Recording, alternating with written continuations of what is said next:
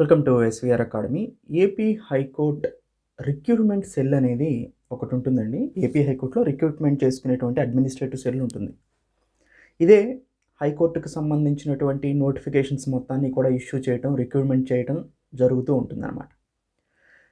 మనందరికీ తెలుసు, already high court నుంచి జూనియర్ సివిల్ జడ్జెస్కి సంబంధించిన పోస్టులకు సంబంధించిన రిక్రూట్మెంట్ని రిలీజ్ చేశారు. ఎగ్జామ్ దగ్గరకు వస్తుంది అన్న టైంలో కొంచెం హోల్డ్ చేశారు ఈ ఎగ్జామ్ని. దానికి కారణం ఏంటంటే, సుప్రీంకోర్టులో కొన్ని కేసెస్ దీనికి రిలేటెడ్గా ఉన్నాయన్నమాట.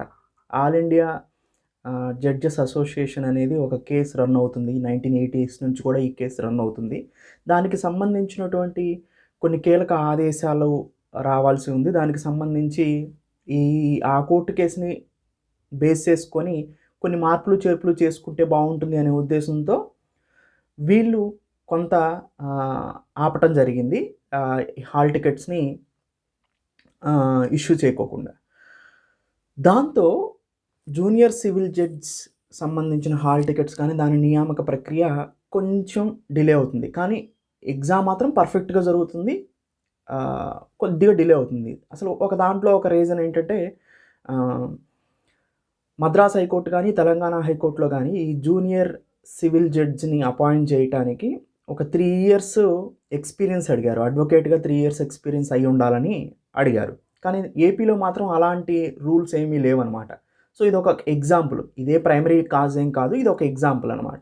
ఇలా ఉన్నాయి. అలాంటి అంశాలు తీసుకొని పరిగణలోకి మళ్ళీ మార్పులు చేర్పులు చేసి ఎగ్జామ్ని కండక్ట్ చేస్తారనమాట. అయితే ఏపీ హైకోర్టు రిక్రూట్మెంట్ సెల్కి ప్రస్తుతం ఇప్పుడు ఇది జూనియర్ సివిల్ జడ్జి ఎగ్జామ్ కొంచెం ఆగుతుంది కాబట్టి, ఇప్పుడు ఈ జూనియర్ అసిస్టెంట్స్ కానీ, స్టెనోగ్రాఫర్స్ కానీ, కాపీస్ట్, టైపిస్ట్ కానీ వీళ్ళందరినీ రిక్రూట్ చేయడానికి ఇప్పుడు ఎక్కువగా ముందుకు రావడానికి అవకాశం ఉందని తెలుస్తుంది.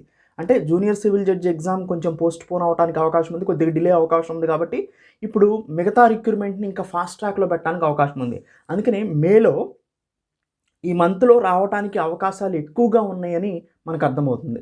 అందుకని మీ ప్రిపరేషన్ అనేది కొంచెం ఫాస్ట్ ట్రాక్లోనే వెళ్ళాల్సిన అవసరం ఉంది. అయినా కానీ నోటిఫికేషన్ వచ్చినా కానీ మనకు టైం ఉంటుంది.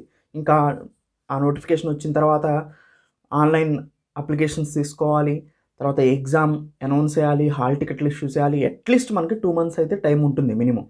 సో ఈ 2-3 monthsలో మనం ఈ టైంని కనుక పర్ఫెక్ట్గా సద్వినియోగం చేసుకోగలిగితే ఈజీగా జాబ్ని అయితే మనం సంపాదించడానికి అవకాశాలు ఎక్కువగానే ఉన్నాయి. కానీ కాన్సన్ట్రేషన్ మొత్తం కూడా దీని మీద చేసి నేను ఇచ్చిన video classes, study material, test సిరీస్ని కనుక ఫాలో అయితే సరిపోతుంది.